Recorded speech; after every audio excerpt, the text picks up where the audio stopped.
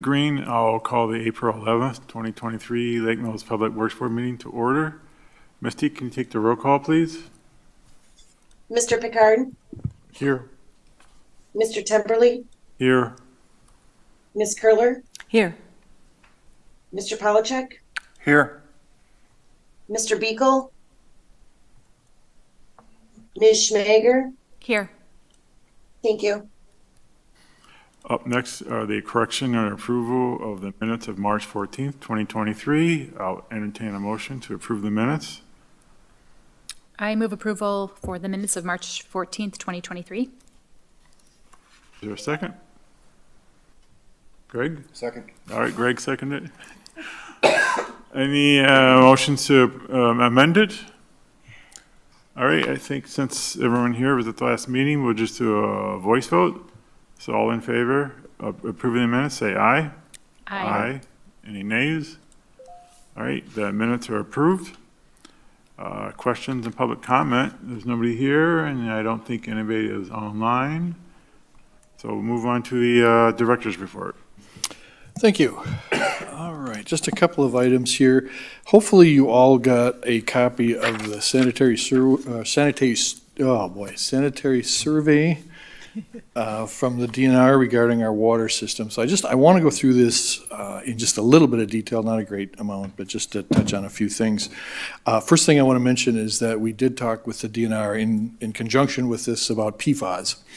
And if you recall, it was over a year, I think, ago that we did voluntarily tested for PFAS. We were below the detection level. What we have been told now with the new standards and the new policies and processes in place, that we will have to test again in this quarter, according to DNR rules. And if once again we test below detectable levels, then we are likely out of having to test for at least a couple of years. I don't have a lot of concerns. I mean, we were so low the last time, I can't imagine what may have changed. So I think from our standpoint, that's good news. Our voluntary tests were well worth it. You know, we're on the radar now, we're on the map. So we get through this quarter clean, and that's a good thing for our water system. The second thing, it's not listed in here, but all water systems have to have an emergency response plan. And so we work on that on a regular basis. And I just wanted to note that we will be updating that now with some changes in personnel. Of course, with the passing of Todd, we have to change that and that sort of thing. But I just want you to know, I guess I'm mentioning this for two reasons. One is that we'll be updating it, and that, two, we have a pretty precise and scrutinized emergency response plan if something should happen to our water system. So that leads into the sanitary survey, which I will say overall is very good. If you had a chance to read through it, you'll see that there are very few, if any, things that really relate to the safety or the cleanliness of the water system. There are more some procedural things. And I'll just, like I say, I'll just tick through some of these so you understand what's going on. First of all, under the significant deficiencies, two things were listed. And I should tell you what I'm going to do is just look at the boxed items. And if you have other questions, I'll certainly be happy to answer those. The first thing that's on there is actually a mistake by the DNR. Can't hardly believe that, but that was actually corrected last year, but left in the report for whatever reason. We did contact our auditor, and she indicated, yep, that shouldn't be in there.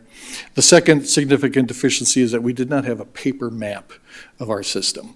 We use electronic maps. And we understand that the reason they want the paper map is in case something happens to our system, that we have a piece of paper that shows where everything is. So I will tell you that that's already been taken care of. We now have a paper map and everybody knows where it is. Moving down to deficiencies. Oh, I'm sorry. Ask a couple of follow-ups. So the first item you said that was incorrect was the air vacuum relief valve at well 5? Yes. So that was addressed last year. Last year, and so that should not have been in there, okay. And then the map, is that the way I read the report, it's that they're saying that the map is not on file with DNR. Was that the actual deficiency, is that they need a paper map? Yes. Okay, and they've been provided. So the two significant deficiencies are basically taken care of. All taken care of. Yep, they have a map, we have a map, and we have a spare. But I can't tell you where that is. Okay. Under deficiencies, then, we talked about this, I think, when I previewed this last month, that we haven't been able to do a good job with our cross-connection inspections. So we are implementing a better process for doing that. Basically, what that does, or what that relates to, are the residential cross-connection inspections. Commercial ones we have to do every other year, and those we're fine with. These are the residential ones. Typically not as big a problem or not as big a concern, because all new homes now are constructed with, a lot of knowledge about cross-connection, so it's in the older homes. What I will say in regard to this one, and actually number 2, is it's simply a matter of not having enough people, enough time to do these sorts of things. And so these were some of the priorities that slid a little bit. Again, it was kind of a pick what's not going to get done, and this one was a low enough priority that we thought we'd be okay, as well with the records for all the hydrants, and I'll talk about that one a little bit in a second here. But we are going to change how we do our residential cross-connection inspections or education, and that is by doing more mass mailings. Usually we did them when we were in the house for a meter change or something like that. Now we're just going to send that information out, and that's what that inspection amounts to, is a piece of paper that says, look for this. In regard to the hydrants, again, simply didn't have enough personnel at the time. We do have some records, but they kind of, as people left, that kind of fell off. So what we're going to do now is incorporate this into our mapping system. And we've got a process that we can use in the mapping system that will allow us to identify which hydrants are checked every year, which valves are exercised, if you will, which has to be done on a regular basis, that sort of thing. So then we have more accurate records, number 1, and number 2, we don't have to rely on, if person A is still here or what have you. That's all going to be kept in the computer. So we'll be starting on that this year. Just so happens on number 4 that we had that scheduled prior to the sanitary survey, and those inspections will be completed by April 17th. And so that was a cross in the mail situation. I will tell you that these inspections are a little more intense than just looking at the tank. This is where they actually put a person inside the water tanks, and they check things pretty closely. I was contemplating a Lloyd Bridges joke at this time, but I figured nobody would know who Lloyd Bridges is anymore. Sequest, look it up. Under recommendations, we never have had a sump pump at well 4. That's an easy fix. It simply amounts to, if there's a leak or a backup of some sort, we've got some way to pump that water outside. We don't have a backup system for that, so we will take care of that.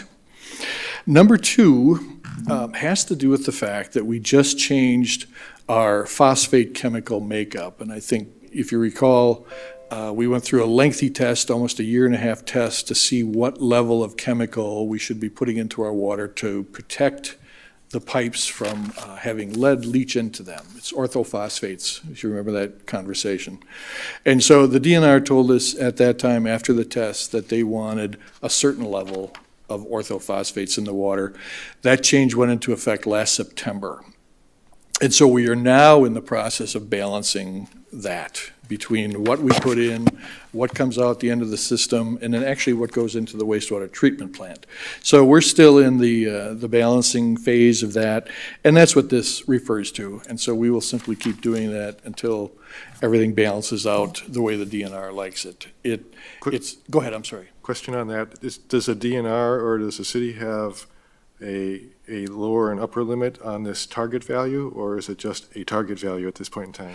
There is a bit of a limit, and the way it works, Mark, is that we know the quantity that we put in. And then what we have to do, we've got, I believe it's 4 spots that we have to go to and see what level is still there. Mm-hmm. And yes, there is a high and a low to that. It's really quite tight, though, between what goes in and what makes its way out to some of these dead-end areas. And again, the whole point is to make sure it's getting through the whole system. We have to test, I'll double check this, like I said, we've got 4 sites, and I believe we check them every month to see what our residual levels, that's the word I was looking for, what our residual levels are. But there's a little bit of tolerance, but not a great deal. And I'm glad you asked that, because I also wanted to add that we are very, very cautious about what we add to the water. And I don't want anyone to get the idea that we are now adding gallons and gallons and gallons of stuff. We're not. This is a tweak. And I believe we're talking, in this case, also parts per million or billion, I believe. So it's not a great deal of change. It's just a little different mix of the chemicals. Okay, and again, it's for preventing lead leaching into the pipes. Good on that one? Then the non-conforming deficiencies, talk about contradictory terms, but just a general statement on all four of those. These have to do with things that were installed several years ago, and now the standards for each one of these have changed. And so it isn't until we rebuild or redo any of our facilities that we have to worry about this. So this is just noted so that when that time comes, we have to conform. So we're basically grandfathered in on these issues. The rest of the report, I think if you had a chance to read it, again, it's very good. We're doing well on our lead and copper. Our chemical concentrations are fine. We have no alerts. And so overall, the water system is clean, it's safe, it's adequate, and we've got a few what I consider minor things to take care of, and we will. The sanitary surveys are done once every 3 years, and so we're good for a while. That's what I wanted to report there. Any Great other report. questions? Yes, please. Oh, you said it's a great report. Thank you. Thank you, appreciate it. Yeah, kudos to your team, and especially with the vacancies that you've been dealing with, to have this good a report and to address the top issues within the couple weeks of the letter. It's great. All right, thank you very much. Next thing is the annual tour. As you know, we usually do that in May. We want to make a change to that. We have a number of items that have to be addressed in May. The comprehensive report will be on the agenda. We do want to get back to the wastewater treatment plant issues, and so we will nix the May tour. So I've got two questions for you. Number one is, do you want to continue doing that? Is that of value to you? And then secondly, if you do, when? What is the annual tour? Okay, I'm sorry. I remember I'm the newbie. No, I'm sorry, I assumed there. What we have done for the past, I don't know, half dozen, 8 years is gotten on a bus and taken a tour around the city, looked at major issues that we're working on, things that are coming up, just generally got a chance for everyone to get together and go through some things and, again, make you aware, get your comments. It usually, I think it's lasted a couple hours typically in the past. And I guess it's up to you if it's been of value or not. And if you The want to police were continue. called one year. You're a suspicious vehicle. It was all over Facebook Stopping, within the right. hour, I swear to God. I know, we tried to get Suspicious Todd away from vehicles, the window, but he strangers, wouldn't do yes. it. you know. So, yeah, we do. We stop and we start. We go all over the place, and yeah, It's a field trip. it's a field trip. Yes. I did my first one last year and I found it really valuable. I don't know how, those of you that are, Oh, it's have Mary's. been on a lot of years, maybe won't feel it's the same. Well, if Mary wants to tour the Public Works Board facility, I don't think we've seen that for a while. Yeah, it's a We usually Wherever pick, you wanna go, we usually thing. suggest what we want to go see. If I were to make a list right now, certainly some of the developments that are going up, Uh-huh. not just to see what they look like, you can drive by and see that, but we can talk more about some of the issues that we're having with some of them. Like you mentioned, the DPW building or buildings you haven't been in before. Certainly, one stop might be the wastewater treatment plant, so you can take a closer look at that. I think one of the other things we used to do is take a look at the construction projects that are coming up or the maintenance projects, that sort of thing. We got Oh, to see and the the yard mini waste center paver that's- Yard waste. last sorry. year. We saw the mini paver in action, I think, right? Yes, I believe so. Or had just finished. Yes, the that's project. correct. Or, things like that we can take a look at. yeah. So it's up to you. But I guess the bottom line for this item is that it's not going to happen in May because we've got some pressing issues to go through there. So Right. think about it, and if you want to do it, it's always available. I don't have to, but if others do, it's fine with me. So, I feel about the same as Todd. because I ride my bike around a lot, so I see what's going on, so, but I have a neutral position on it. Okay. The other thing I can tell you, I think 1 or 2 years when COVID was rampant, Yeah. we did a virtual tour where we simply used some photos and talked about it. So we can always, there's different options. As an opinion only, I think there's value to you seeing things from our perspective on occasion. And so if it's formal or informal, I think it's a useful tool. I'm interested in learning more. I think it'd help me get to speed, but I also want to be mindful that it takes time away from you doing other things. So I think it's a balance on how Well, to do it, but do it It efficiently. happens during a regular meeting. We meet here and then take roll call, then we adjourn. Oh, okay. It still takes time to arrange, though. Yeah, To get the shuttle bus. it's, and- yeah, Yeah. yeah.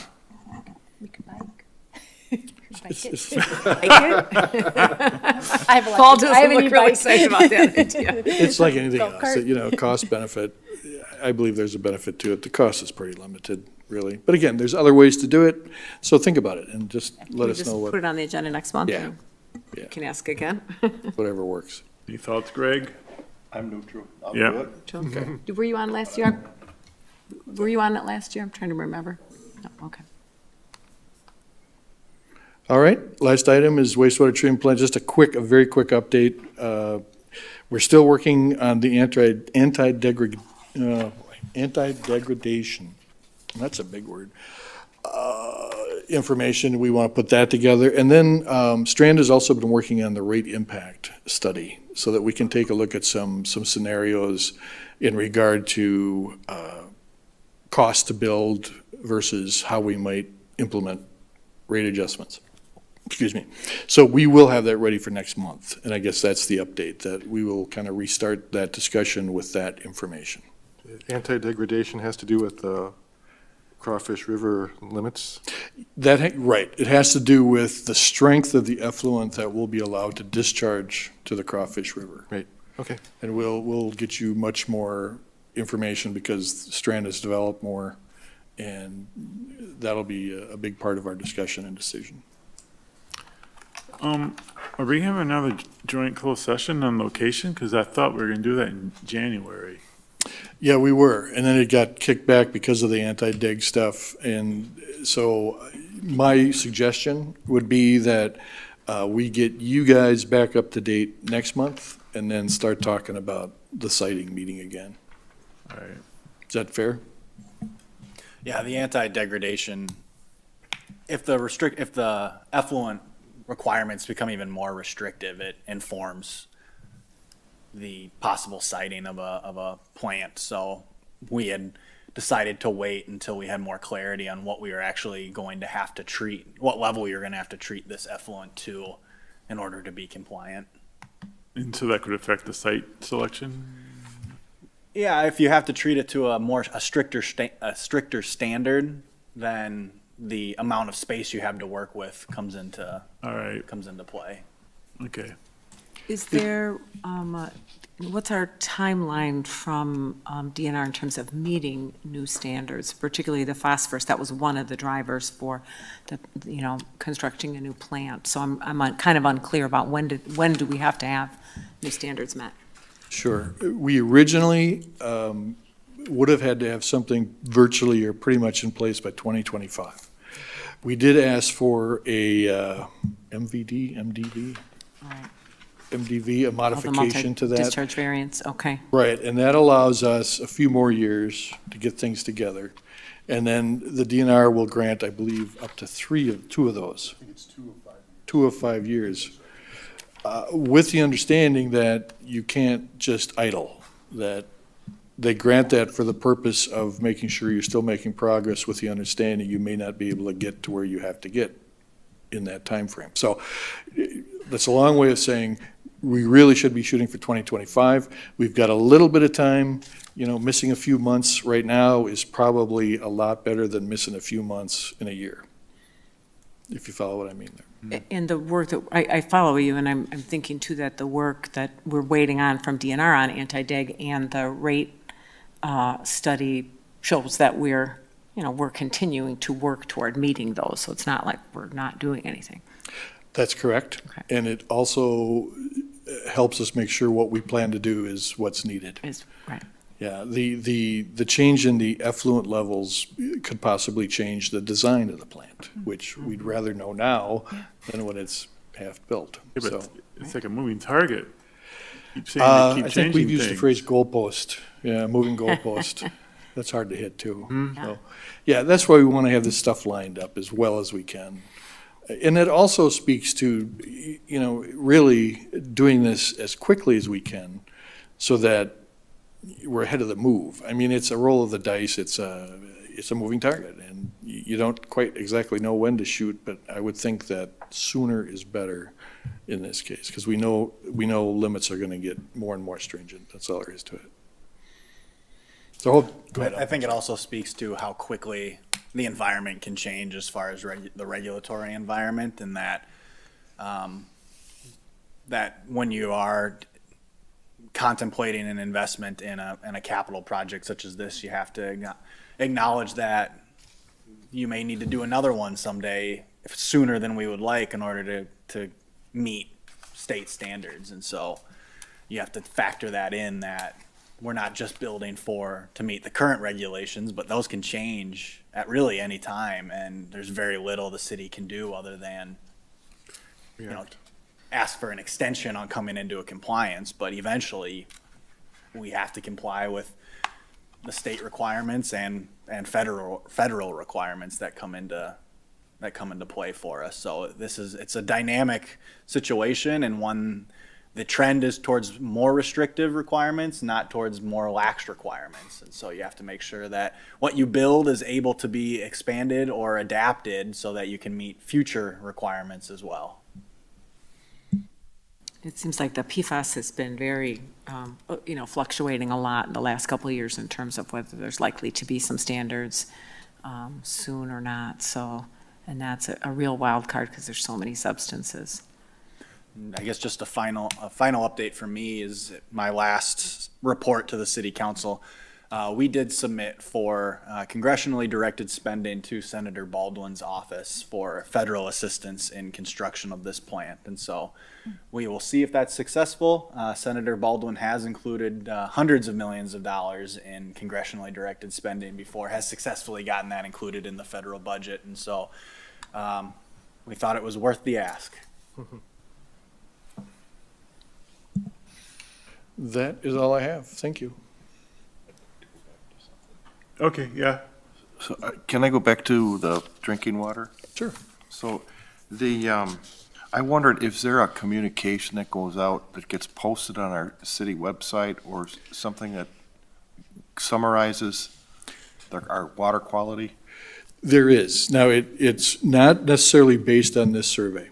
Okay. But every year we have to put out what's called a CCR, which is a certified, Consumer. thank you, No, I can't think of it either. Consumer Confidence Confidence, Report. Oh, okay. Thank you. That goes out every year and is published in the newspaper. We publish it in the newspaper when they give a free one to everybody everywhere.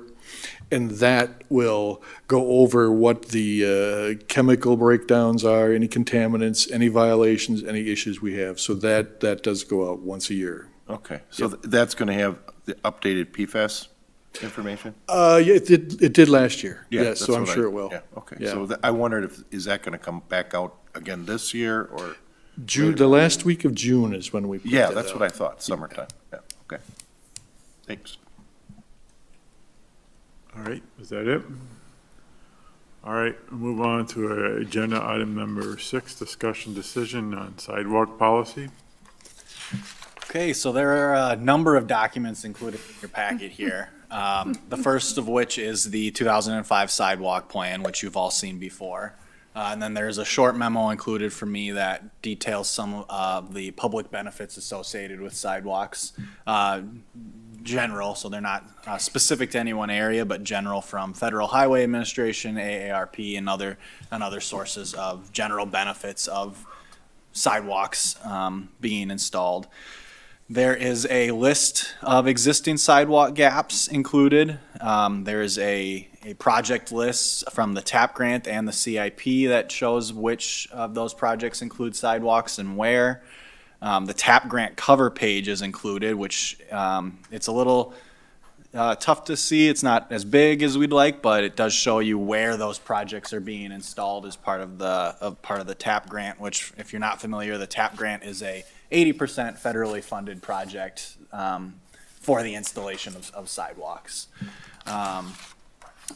Then we have a list of some past sidewalk projects and developments that have gone on that have included whether it's road reconstructions or dedicated sidewalk projects that date back many years that you can take a look through. And then we've got 7 maps that show where sidewalks are installed in the city. So if it's a purple line, there is a sidewalk.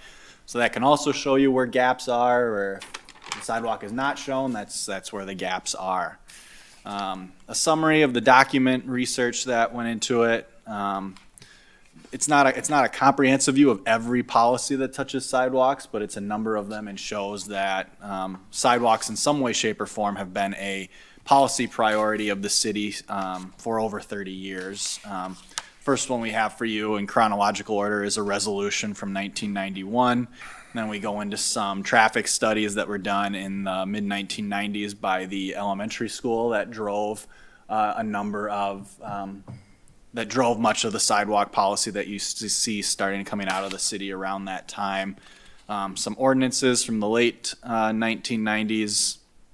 And then finally, at the end, we have a summary of the comprehensive plan survey that was done recently that has a number of questions related to sidewalks and walkability. If you go into it and you search sidewalks or walking, you'll see there's questions about how important is it for residential neighborhoods to be walkable to daily amenities such as schools, shopping, entertainment, and parks. That scored relatively high, with the average number being a 71 out of 100. There's several comments that include walkability. Trails for walking and biking were high on a priority list of things that community members ranking of public recreational facilities for the city to focus on now or in the future. How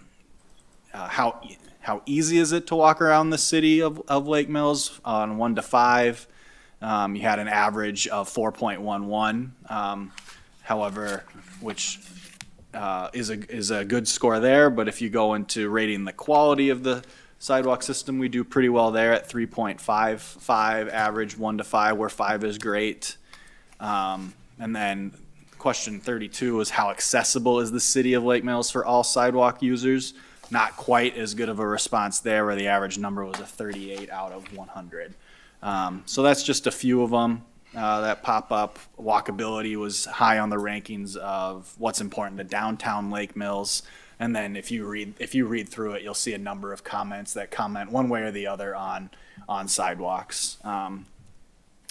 So that is the research that we've completed now. If there's questions that you have or more information that you'd like us to obtain, we can do so. We're not necessarily expecting action tonight on what you want the sidewalk policy to be going into the future or how you want to revise the current sidewalk policy. But we figured this was a good starting point to show kind of the evolution of sidewalks in the community and where we started and where we've come to and where the gaps may exist, and what the future currently is planned for sidewalks. So with that, I'll have any questions we can try and answer. I think there's one additional piece of information that is absolutely critical for our conversation that we need to, I think, be taking into consideration, and that is the comprehensive plan draft. Mm-hmm. If you look at the comprehensive plan section on transportation, and I know we're talking about sidewalks, but we're going to have the same conversation when it comes to bikes as well. The wording in that section of the 14 points of 2009, there are 12 points nearly identical to those that were in 2009. So, and actually it's emphasized more on interest in interconnectivity and prioritization on sidewalks and bike lanes. And so I feel like the emphasis is even stronger, but yet I'm not so certain, just the latest brief, I shouldn't say brief conversation, single section sidewalk conversation, and the conversation that transpired with the thoughts on why we shouldn't do the College Street, I think it is contrary to the strength of the words. And I have to give a big kudos to Susan Trier and Mike Nessman. I don't know either of them, but they were both did public comment at the planning committee meeting, both saying how important and critical the words are. Because this is going to guide whichever committees and boards are in place through 2040, and so, or intentional through at least a period of years. And so I think the current plan is something that's really important for all of us to have amidst all of the other data you shared, so that we can be mindful of what their intentions are, so our words, when we develop the plan, align or contradict, and then we have a place to have a dialogue. Yeah, the comprehensive plan will be coming to the Public Works Board next month. The Plan Commission has asked for feedback from a number of committees and commissions, so it will be before you to offer recommendations to them. They have had several conversations at the Plan Commission level about sidewalks and bike trails, and it has trended more towards the use of general language rather than specific language in it. So it does not call out, there's no longer, for example, lists of where things are going to go. That has been removed and has been replaced with a general commitment to connectivity and pedestrian and bicycle friendly policies. It still does include in it a recommendation to update the transportation plan, the sidewalk plan, and I believe there's a pedestrian plan too. So there are recommendations in there to do that. But that comprehensive plan will come before this committee or this board to give feedback to the Plan Commission on what it thinks should be included, amended, wordsmithed, or really whatever you'd like them to recommend for ultimate inclusion in the plan that they recommend to the city council.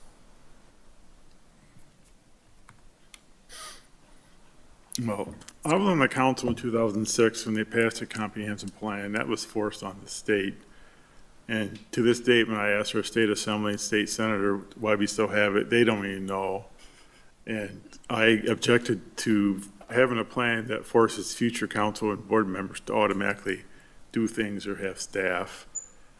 I would like to have new sidewalks just come out in an open vote here for recommendation, do it to an open vote for the council before the staff starts making engineering plans. It's that simple. Even if this body decides one way or the other, the city council has the ultimate decision authority and can Yeah. override, just as they did on the last one on Freeman Street. Yeah, that's fine, because you and I voted on South Ferry Drive, and one council voted against it. Right. We're used to that, So we can give our recommendations, and the city can do their plans according to our recommendations, but maybe they should do their plans according to the city council recommendations. That's what I'm saying. We make a recommendation to give the public time to react. Right. It's the whole purpose of boards, to give the public time to react. Well, yeah, I'm saying that if we do a recommendation, then the city council should do a recommendation or decision Yeah. very quickly after that, before the Right. plans are drawn. That's right, that's what I'm saying. Okay. Yeah. Yeah. Yeah, I guess, All right. That makes sense? I would point out that the CIP does come before this board, and that is voted on, and that CIP includes projects that have sidewalks in it, and they're specifically listed and called out. And so I guess I would state that the sidewalks have come before this board for approval by approving that CIP. I would caution how much inefficiencies we want to build into that, and how many times we want to talk about the same subject on a particular project, because it will slow down and limit our ability to be nimble with these things. And so we can, come forward with every single project and every stretch of sidewalk for a recommendation, but that's really where we imagine the policy guides us, in that if a street reconstruction shows up on the CIP and that's recommended for approval, currently it should be assumed that that reconstruction project is going to include the replacement of sidewalk, or if there is not sidewalk there, barring a technical reason for that sidewalk that makes it impractical or impossible to install from a financial or physical feature there, that a new sidewalk will be installed with it. And so if that is not the policy that we want to continue with going forward,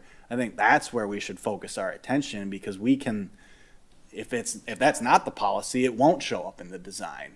That if we're not going to be filling gaps on these streets with street reconstruction projects, we won't dedicate resources to designing it to have Well, it you should removed. have an open vote before you start designing it.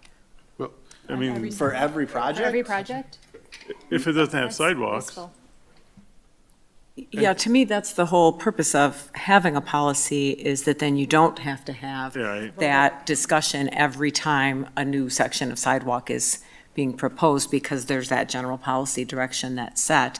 And I think, the reason this is on our agenda is because the council, the Public Works Board 2 months ago and the council last month grappled with the current policy and applying it to College Street.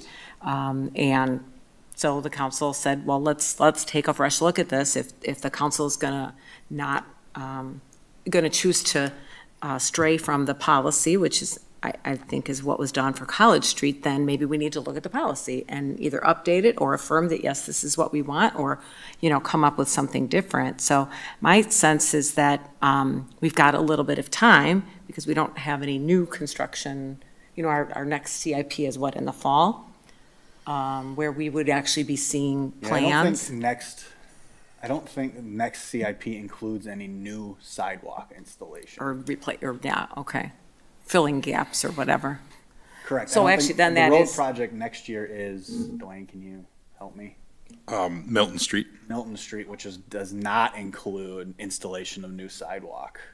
So it's not, you're correct, it's not imminent in that we don't have an upcoming project that includes new sidewalk. We replace sidewalk, but I haven't heard an indication that this board or the city council wants to cease maintaining existing sidewalk. Yeah, so I mean, to me, I think a sidewalk policy is about where do we want sidewalks, and to the extent that it's in older neighborhoods, when do we want to fill in those gaps? And maybe some gaps that we don't choose to fill in. But I think it would be really great if we could take a couple meetings to think about, like, what are some of the other policy alternatives? We have a particular policy that's in place now. It's, arguably could be worded a little bit more clearly, and that might be a recommendation if we decided to stick with the current policy. But we could also look at, well, what are some other policies that other communities use, and what are the pros and cons of those? And there are a number of things beyond just whether to install sidewalk or not. Sometimes currently when we take out a sidewalk and replace it with new sidewalk, we install at the 4 foot that it was previously. You can choose to install 5 foot, which is ADA compliant, and create a wider sidewalk. You could choose not to install new sidewalk. You could, there's a whole spectrum of policies that could be set on sidewalk. I guess one of the things when I'm talking about whether to come up and vote on specific components of a project each individual time is there's a number of things we use policies for. For example, the width of the street. We don't right now we don't widen old roads. But that's also a policy decision of the city as well. So I struggle with which components of a project would need to come before Public Works Board and the city council specifically for a vote each time before we begin designing. Because I don't know that we can bring every single design decision before the board every time unless we want to really start a lot earlier and so that we still hit our deadlines, and what level of detail. There's a lot of decisions that go into designing a street, and we rely on those policy statements in order to design them efficiently and meet the posting requirements and hit the bidding. What am I trying to say? A schedule of bidding that gets us the most financially beneficial bids back. And so that's our greatest concern is we want to be able to design these streets in such a way that is what ultimately the city council is expecting, so that we don't have a delay in that project going out to bid and result in a higher project cost than we would have had we been on the anticipated schedule. We want to make sure we're being efficient with the city's resources and obtaining the best value for the project that we're undertaking. I would say anytime you consider widening a street or installing curb and gutter that does not exist or sidewalk that does not exist is something that warrants a separate preliminary vote before you start the engineering plans, because those kinds of things gets the public riled up.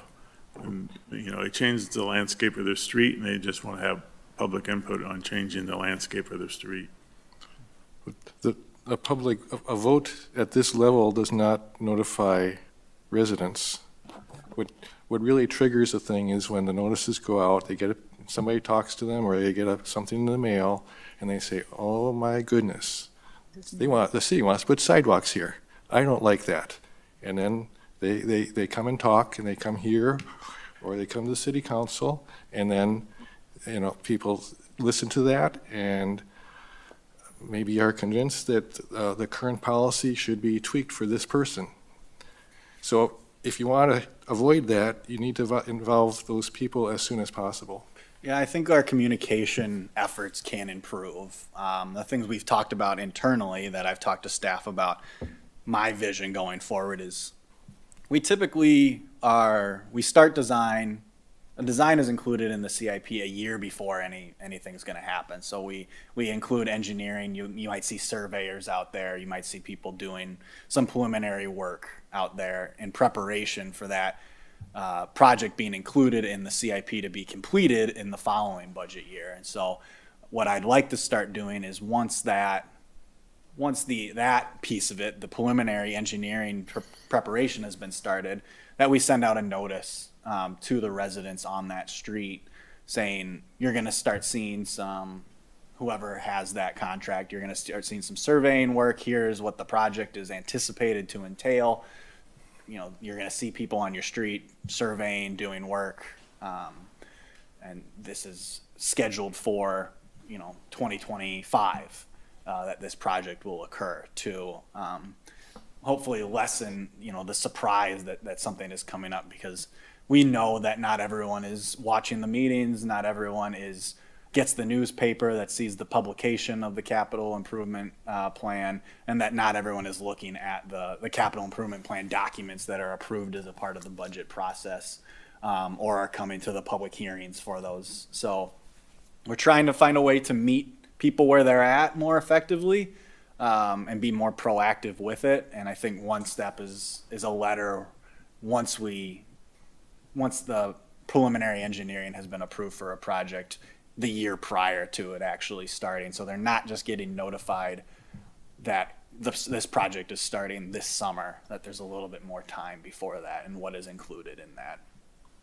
One thing we could consider in deliberating, a policy recommendation here is to have some, intentional public comment or outreach to get citizen input on, potential policy update. We've certainly got the information from the comprehensive plan survey, and that would be a help too. I mean, I'm a very big fan of having, providing opportunities for public comment, but I think you have to balance that with the inefficiency of having, building in a comment process every time a new section of sidewalk is proposed. It's not efficient, like you said, for the designers who are drawing up the construction plans to be doing it in that manner. So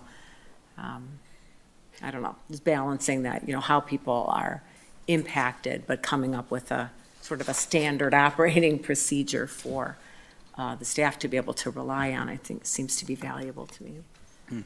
And uniformity is typically important to us in that we're treating people the same, across projects, across interactions with the city, that we aren't, when we have standards and we're sticking to those standards, then we can at least rely on the fact that we are being uniform in our treatment of affected parties. And I think that that's important to us, and that we don't want to be inconsistent in how we apply the policies and ordinances and standards of the city. I just thought of one other thing that kind of might be helpful, and this is taking something maybe what is intended to be a policy conversation to something that is still linking back to the comprehensive plan. Because I'm thinking I'm having a hard time getting away from sidewalks and bicycles, and we have the UTVs. I think the way that transportation is going to be changing between now and 2040, or even in the next 5 to 10 years, is going to be different. A lot more electric vehicles. We don't have birds here, and I think the city council voted against having the scooters, electric scooters. But there are communities around the country and around the world that are allowing more electric golf carts for moving from point A to point B. Students they're talking about having to have, because there's a shortage of bus drivers, that someday there might be autonomous bus routes where kids all stand in a pod on a corner and then they hop on the bus, and the bus takes them to the same route every day. I mean, there could be and there will be a lot of changes in general transportation, which, you're talking about, we have standard roads, and it kind of gets into the sidewalk. Do you make your road wider and forego one side of the sidewalk to make your road wider to allow for your new e-bike group, or whatever the methods are that will be the way that people have to move? There's going to be more and more pressure on the carbon emissions.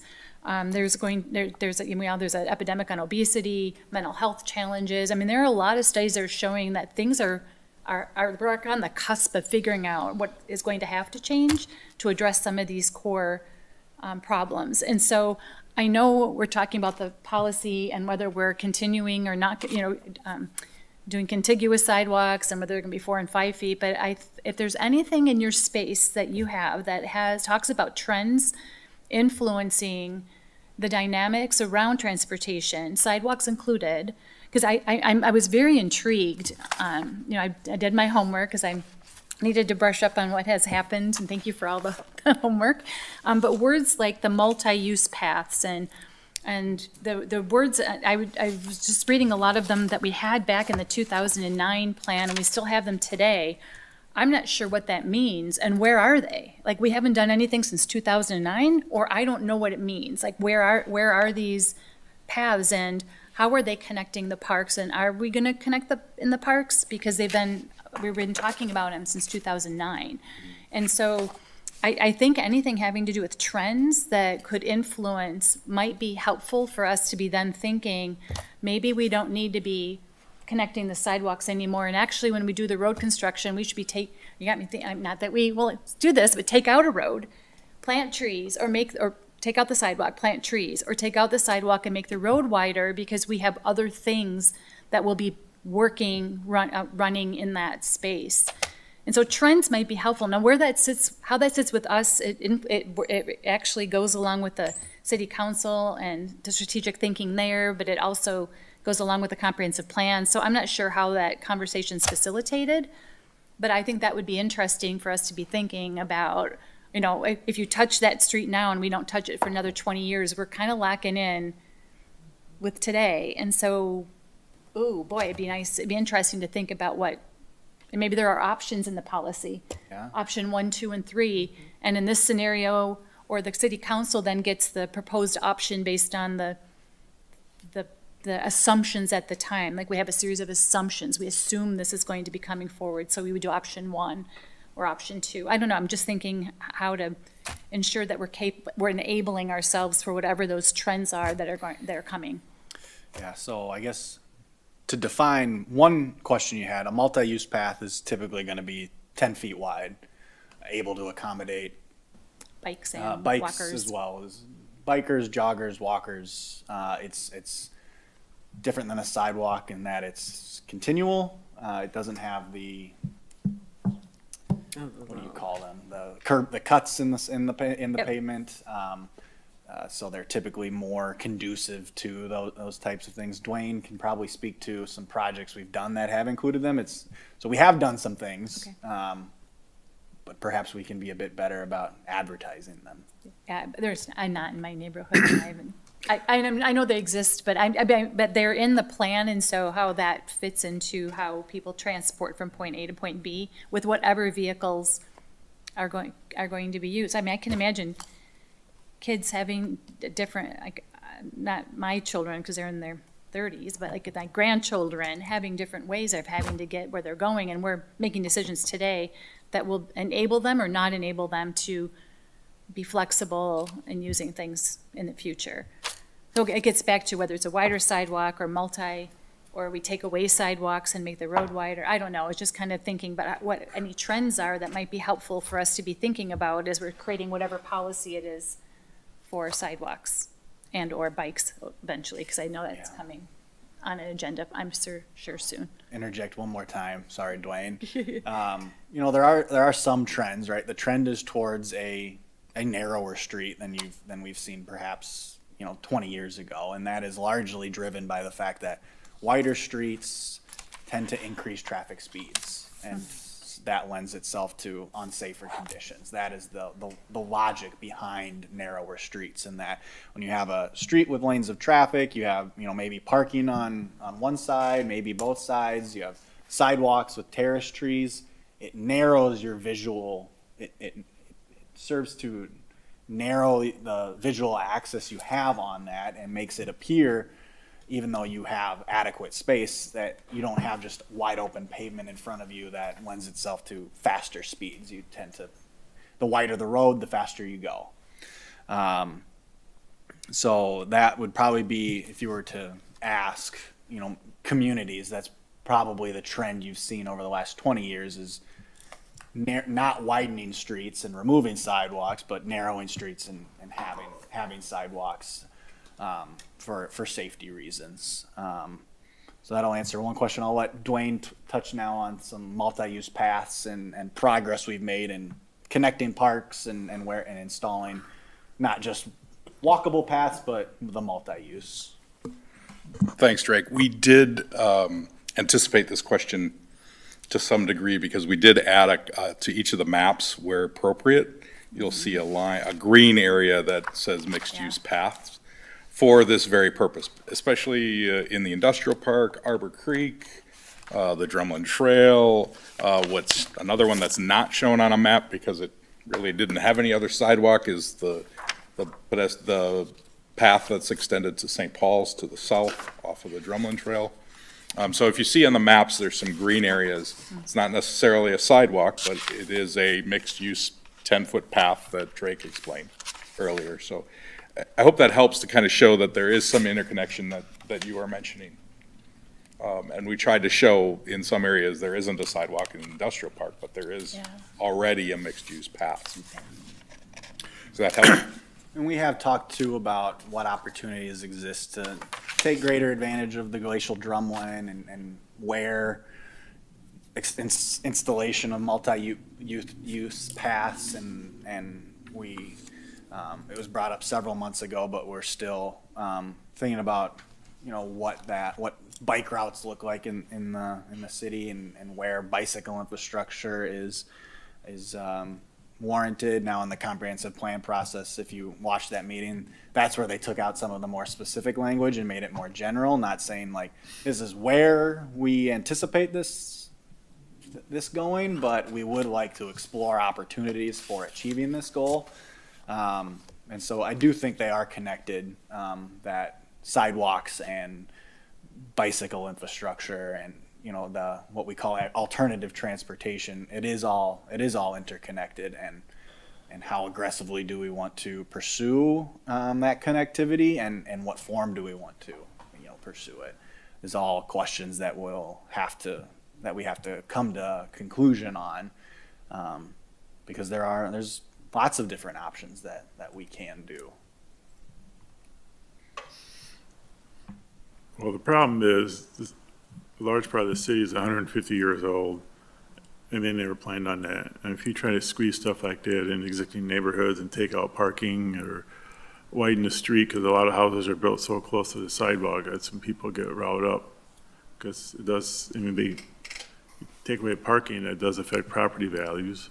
Yeah, and you will see in some of the information Dwayne put together and in notes next to projects, you'll see sometimes it notes insufficient right of way, for something. And so that would be a reason why you wouldn't install a sidewalk, because there simply just is not enough right of way to make it practical and not adversely affect the neighborhood.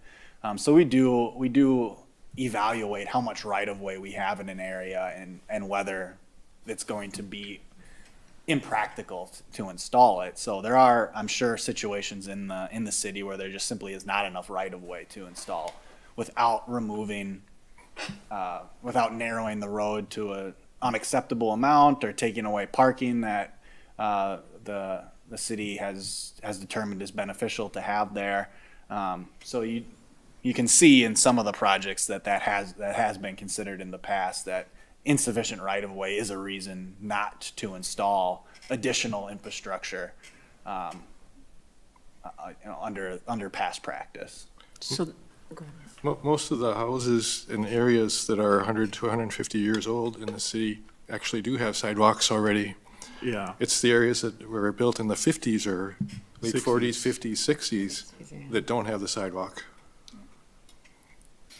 And spending money planning for what you might think could be a transportation trend, how do you know if it's a trend or a fad? Because where are the segways? I mean, they were talking the segways are going to be the transportation mode of the future, and I think they're out of business. and Paris is getting rid of the scooters because they A didn't lot of like cities are those, getting rid of So, scooters. right, Right. it's, things come and So- go in a shorter lifespan than the I'd rather lifespan just of our sit and wait until we see lots and lots of whatever comes out, because I'm 57, where are the flying cars at? Yeah. And, I know the comprehensive plan, words do matter and plans do have power. That is true.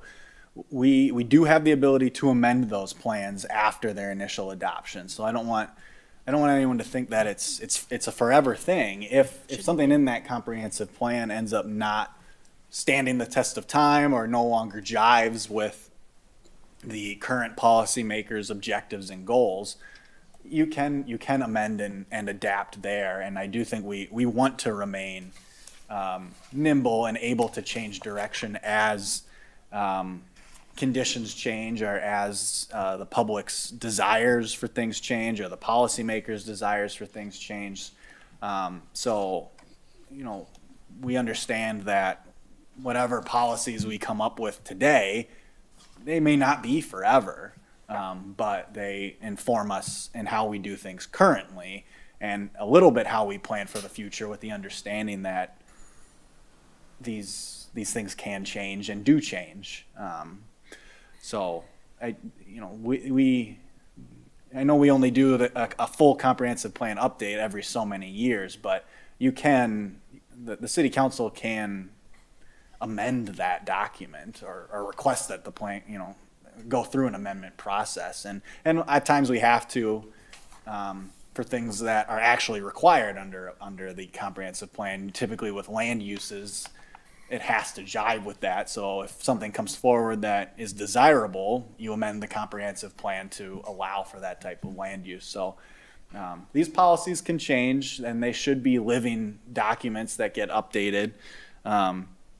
The goal is just to be proactive with their changes, instead of perhaps reactive, so that we know staff is as efficient with the city's resources as we can be. I think you raise a really good point, Mary, that we should think about when we're looking at the transportation section of the comprehensive plan, and then any policy recommendations too, is Drake said we can, yeah, a policy can be changed frequently if the situation demands it.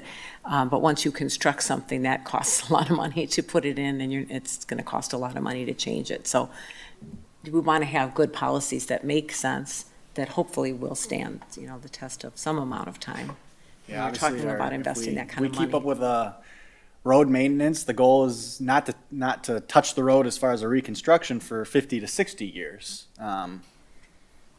That's the goal for the life cycle of that street. So these decisions do have a long-term impact when we are going forward with a project and doing something as big as a reconstruction.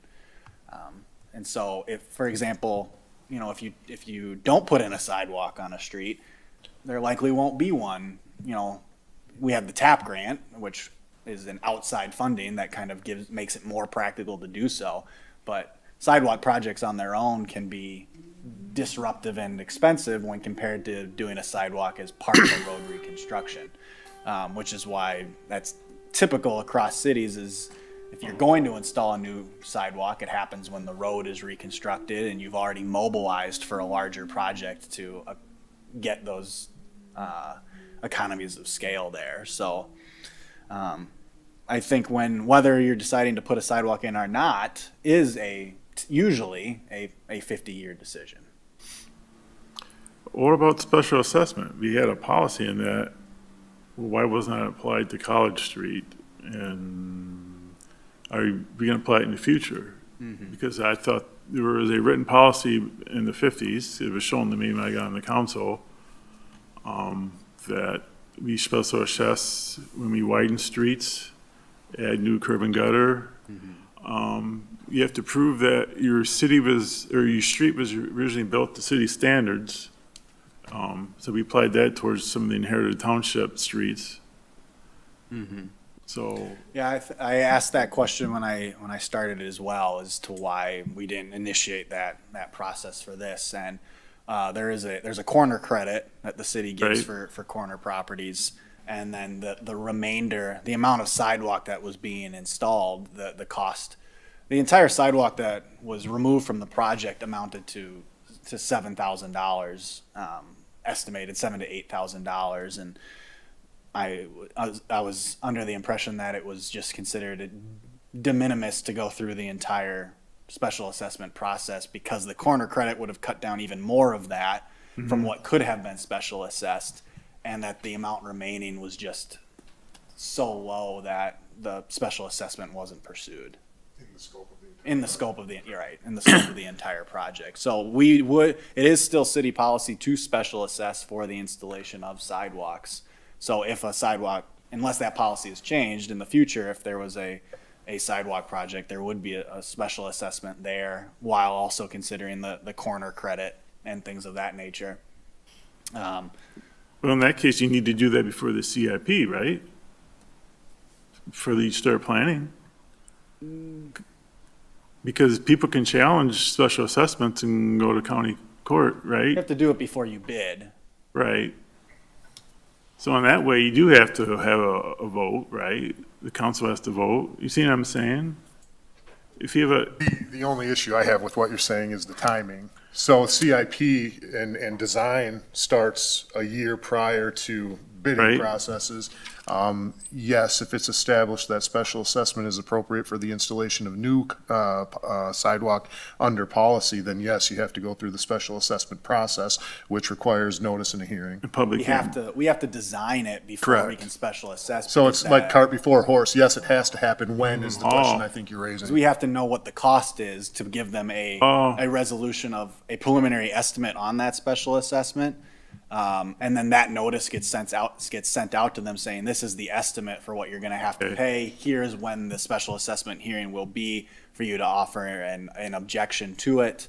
And then when that is done and then the project is complete, you then have a final special assessment that gets calculated, and that is then what is sent out to the residents for either payment or attached to the tax bill.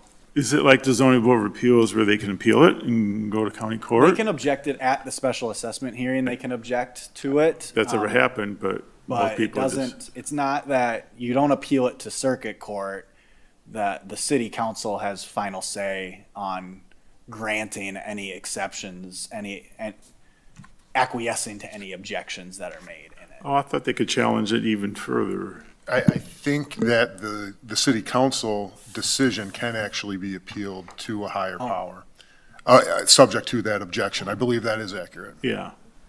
So then you run into the danger of having to backtrack if they ever appeal. There is a We- timeline, I'm sure, where they Yeah, have to it's like submit. the zoning board of appeals, right? 30 days? Or, Sure.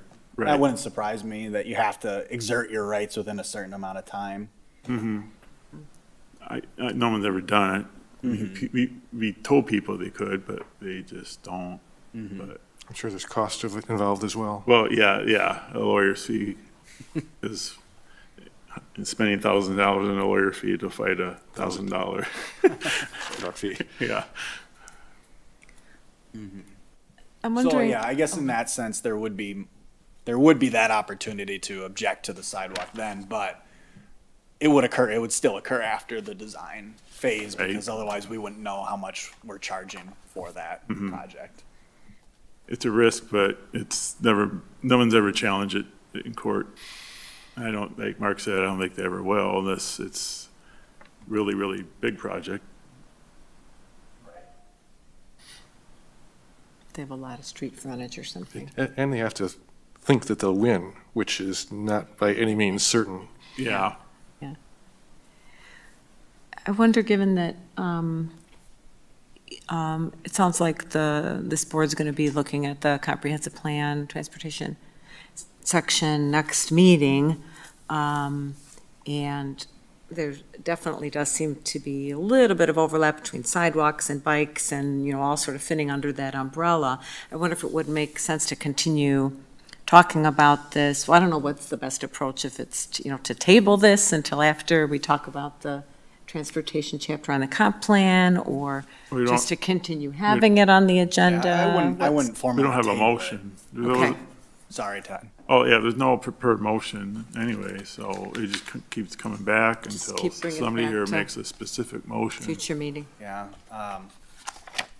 It gets a little bit into Robert's rules, but technically, if you table something, a motion to table, it only comes back for one more meeting. If it's not taken off the table, it then falls off the agenda. Okay. So you either would want to postpone to a date certain, where you're either acting on a date or after an activity has taken place.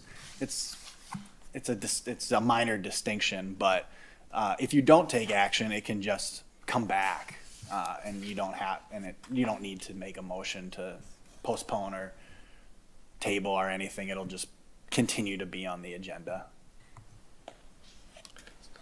So I think there's a little room for discussion here today yet. Just going, refreshing my memory with all these documents, it's been a kind of a up and down in terms of sidewalk installations. There was this focus on the elementary school and sidewalks near the elementary school, and so that people could walk to the elementary school, which drove a lot of sidewalk installation without road work. It was sidewalk-only type of installation, something the city hasn't done for 20 years probably now. So that, it went from no sidewalk installed. And then new construction also changed over time. I guess that changed sometime in the 90s, probably too, 80s or 90s, where all new construction has sidewalk. So then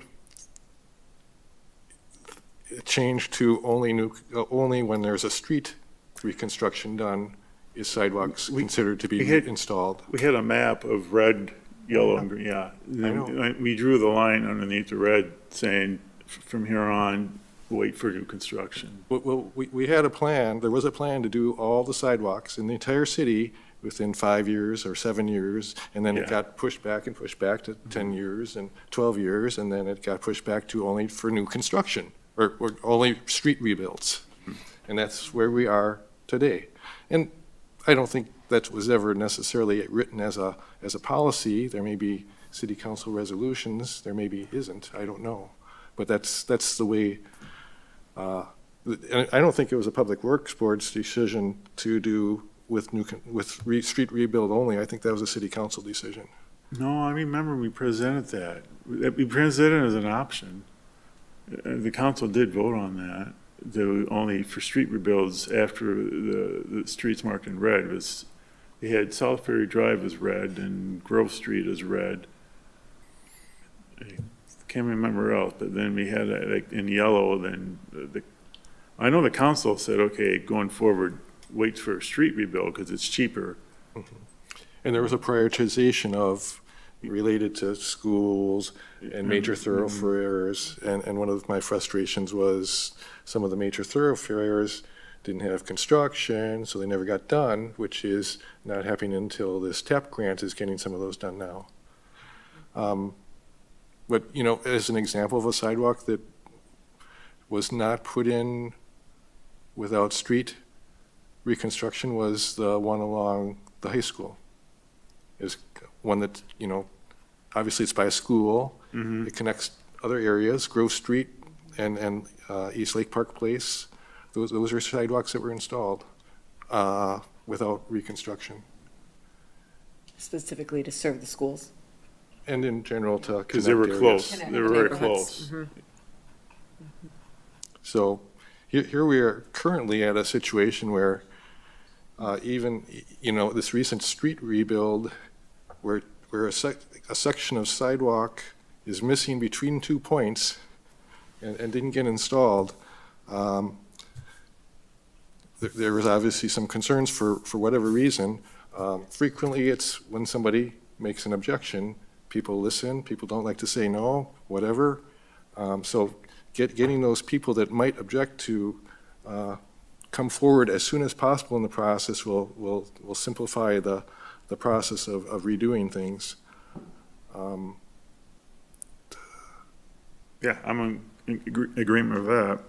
So you know, even before, it was very good to go through the whole special assessment process, but even before that, you already have some work done, so it would be another thing to add, to have a formal method of complaint, but it's a trade-off of slowing things down versus giving people a chance to give their say and get things nailed down earlier.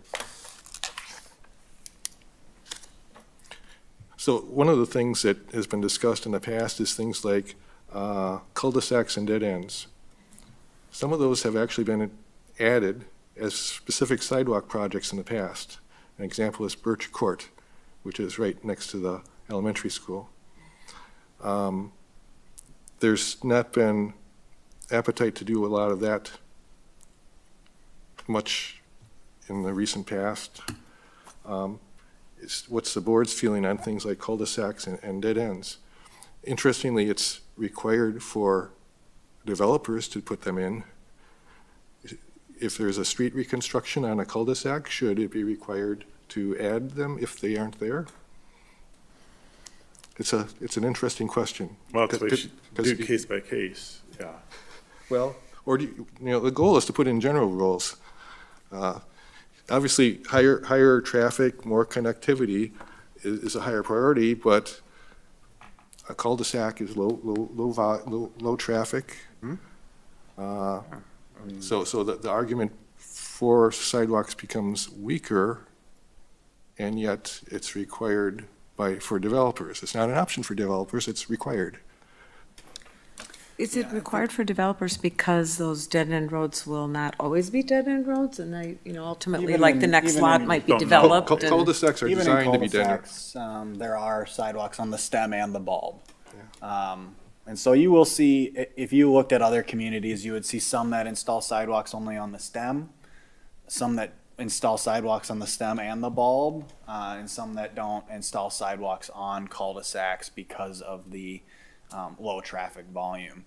The other things I think when you're talking about sidewalks that you want to consider is also accessibility, right? So people in wheelchairs, people who are less mobily able, may live in a cul-de-sac as well. Does that is that enough of a reason to install sidewalks that are there? That's for the policymakers to decide, but, there's a number of considerations, traffic being one of them, but accessibility being another. Is that a consideration in a cul-de-sac? But there are a number of communities that will only do it on the stem and they won't go all the way around the bulb. And some more that won't have any on cul-de-sacs because of the low traffic volume. But currently in new development in the city of Lake Mills, if you were to walk through the Brookstone neighborhood, for example, the sidewalks will continue through the entire cul-de-sac. I'm an advocate for pedestrian safety. So if my kids had to walk on the street to get to a bus stop or to get to the school, I would feel like I wasn't taken care of as a citizen in Lake Mills.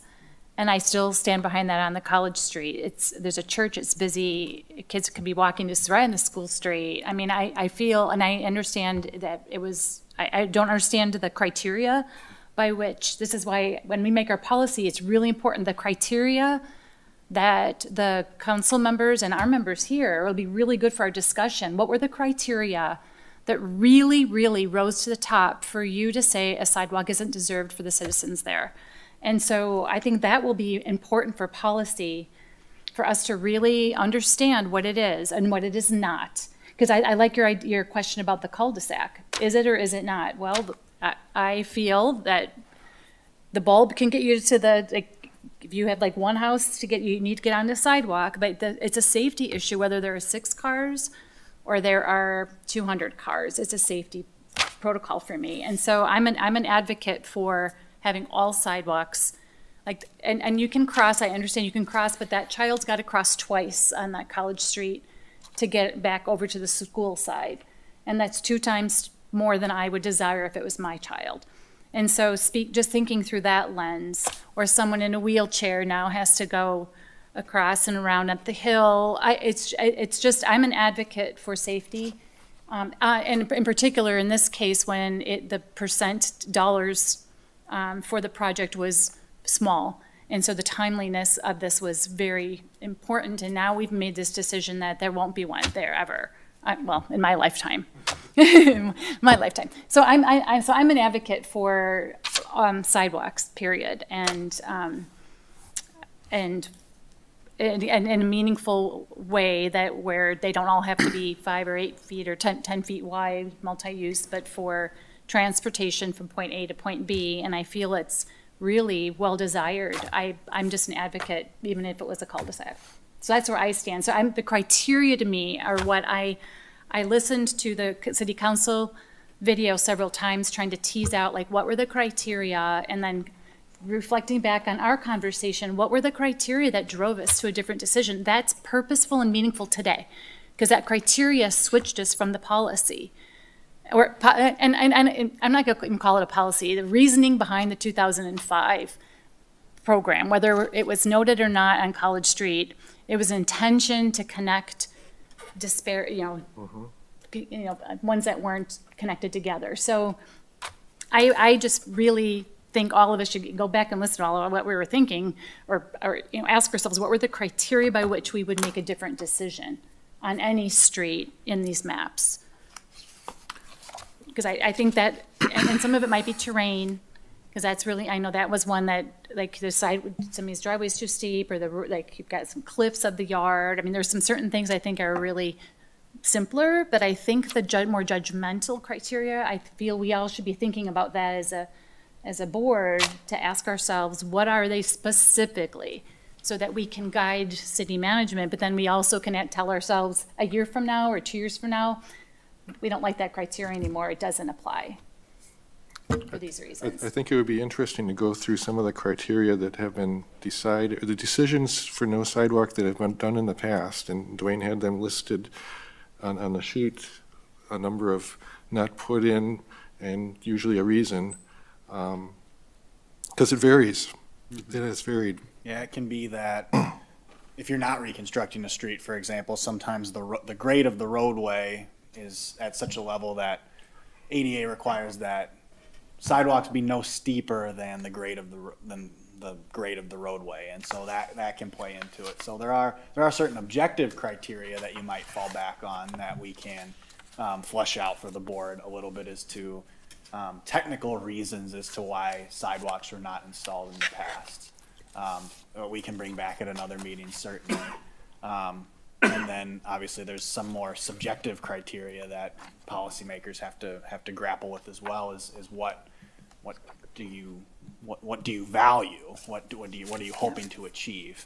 I know from my perspective, I do my very best to be accessible to people who have complaints about things or questions about how things are done.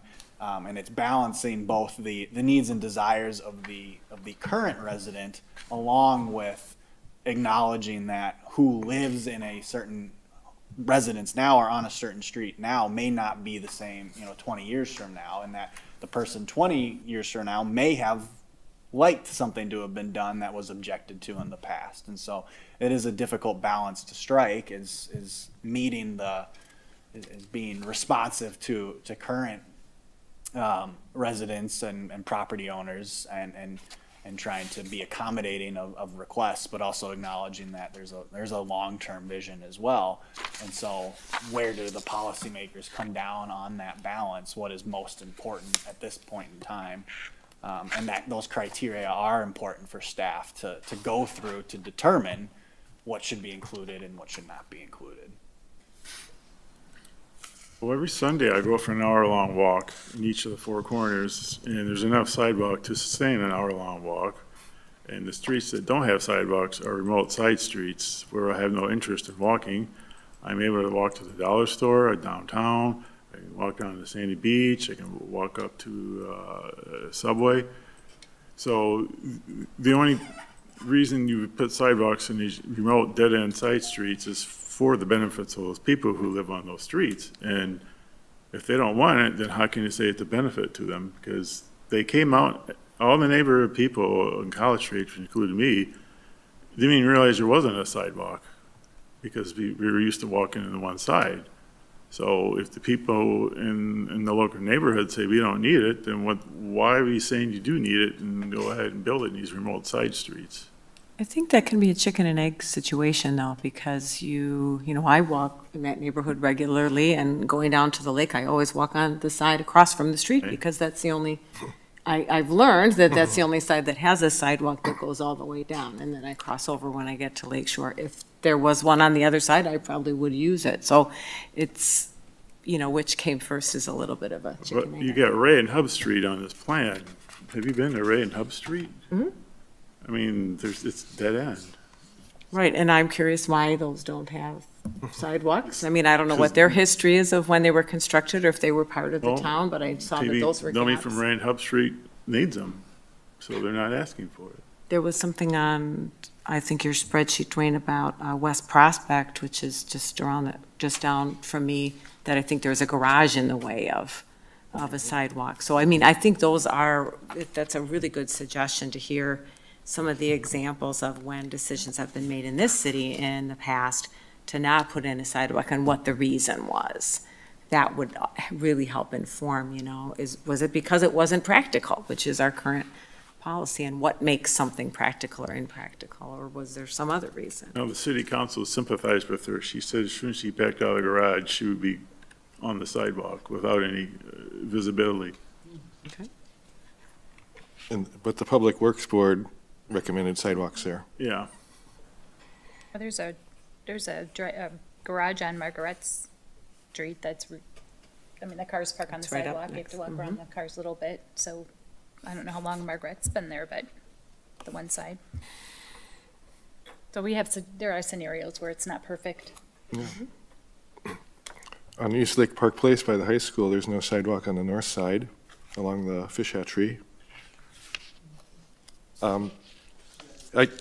There's sidewalk on both sides of East Lake Park Place.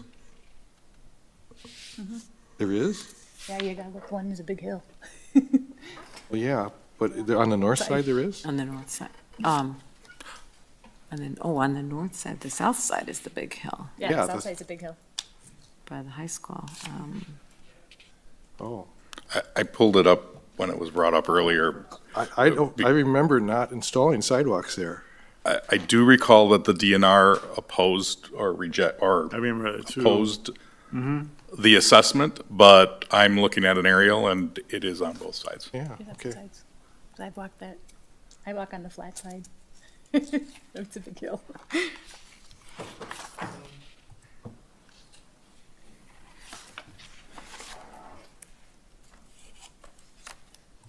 Are we gonna take a break in discussing and wait for our next meeting? There's no motion. Sounds good. All right. We'll go on to agenda item number 7. I don't have any recommendations for future agendas. Mark, Greg, staff, anything? Had several that you mentioned.